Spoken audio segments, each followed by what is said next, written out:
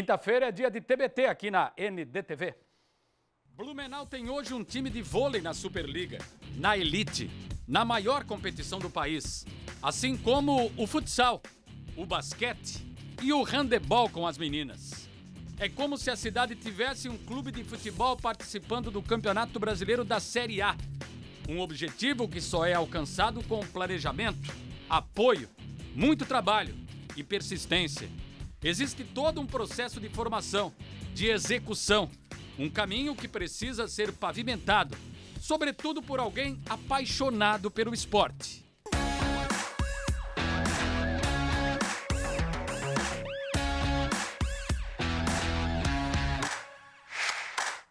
No caso específico do voleibol masculino, não há como dissociar e esquecer o nome de Arthur José Novaes. Natural de Rio do Sul, se formou em Blumenau em Educação Física, virou treinador e foi campeão em todas as categorias, do pré-mirim ao adulto. Trabalho que começou em uma escola lá em 1974, que redundou na revelação de muitos talentos e na participação de Blumenau na Superliga. Relevantes serviços prestados à modalidade, que terminaram em 2010 com a sua partida aos 54 anos. Mas o legado, os ensinamentos ficaram, serão eternos. Olha, falar do seu Arthur é falar da minha vinda a Blumenau, né? Porque eu estava em Chapecó em 2002 e recebi o convite através do seu Arthur em 2003 para vir para Blumenau. E creio que aqui foi o meu crescimento profissional maior, né? Com ele, que, poxa, me ensinou muitas coisas. Muito gratificante falar de todo o nosso projeto, do voleibol de Blumenau, né? Porque é um histórico, é uma história que vem desde o professor Arthur, né? Começando aí com os trabalhos de base. Eu sou fruto desse trabalho, comecei na escolinha, aprendi a jogar vôlei com ele aqui em Blumenau. E desde aquele princípio daquele projeto a gente começou a representar a nossa cidade em jogos abertos, conquistando títulos de jogos abertos.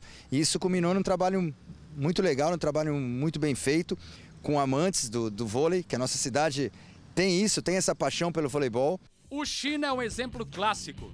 Começou na base, foi campeão de quase tudo pelo vôlei blumenauense.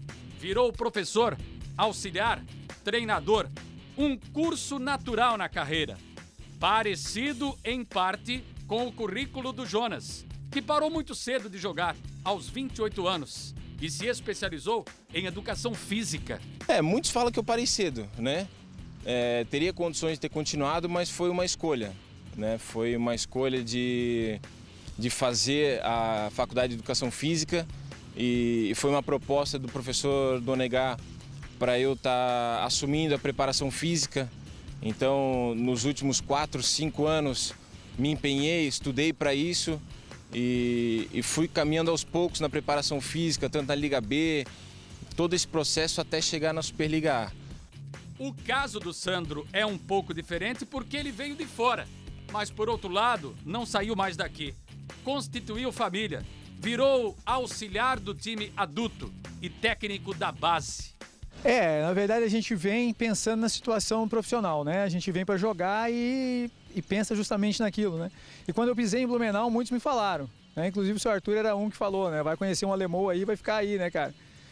Falei, olha, seu Arthur, vamos ver, né? E foi o que aconteceu, né? Conheci minha esposa, hoje nós estamos juntos aí, tem 16 anos, que é o tempo que eu vim para cá, para Blumenau, né? E realmente, é uma história assim, Emerson, que é fenomenal, né, cara? Eu sempre digo que a gente já começou casado. Quem viu tudo isso de perto, o início da trajetória, o título da Superliga B, o acesso, a queda, o retorno à primeira divisão após 8 anos, foi o Giovanni. O jornalista também faz parte dessa história. Naquele período, 2009, 2010 e 2011, foram 2 Superligas, 2 momentos marcantes, né? Foi o jogo que em 48 horas os ingressos foram esgotados, foi contra a Sky, com o Giba. Mas o grande lance ali daquele jogo, o que mais emocionou foi assim, o torcedor veio para ver o Giba, mas veio torcer para o Blumenauense, para o time de Blumenau. E ainda naquela Superliga eu lembro daquele 3-0 que nós conseguimos colocar em cima da CIMED, que acabou sendo campeã, na última rodada da Superliga 9 e 10. Né? E lógico, não tem como esquecer o acesso. Alguém lembra do Orkut? A assessoria da Associação Pro Vôlei, na época, implantou essa ferramenta nas redes sociais, desativada em 2014. Mas era uma novidade até então. Outros recursos foram executados para aproximar o time do torcedor. Fomos, acho que, o primeiro clube do Brasil, da elite, a montar os 2 perfis. Como não tinha muito recurso, nós montamos um blog e também criamos um canal no YouTube. Ainda com uma internet muito fraca, nós tentamos em alguns jogos, de forma pioneira também, através de uma webcam instalada lá na cabine, tentar, sem locução, sem nada, transmitir alguns jogos, ou pelo menos as imagens para o torcedor. Mas aí a CBV, em determinado momento, cortou por causa de direitos de transmissão e tudo mais. Por causa da pandemia, a Superliga não teve sequência. Acabou sem um campeão declarado. Após 21 jogos, a PAN terminou sua participação em 7º lugar, classificado para os playoffs.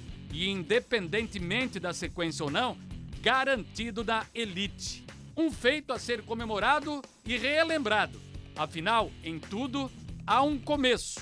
E no fim, principalmente, a transmissão para novas gerações do que deu certo, que ficou como exemplo. É muito legal fazer parte de tudo isso e com certeza não me vejo fora do vôlei, né? Olha, com certeza esse acesso marcou muito, né? Porque a gente começou na Superliga B, eu ainda era atleta. Foi um trabalho de 4, 5 anos tentando esse acesso e que finalmente a gente conseguiu. Então, fora de quadra ou dentro de quadra, isso foi o que menos importou. O que mais importou foi a gente ter conseguido cumprir o nosso trabalho.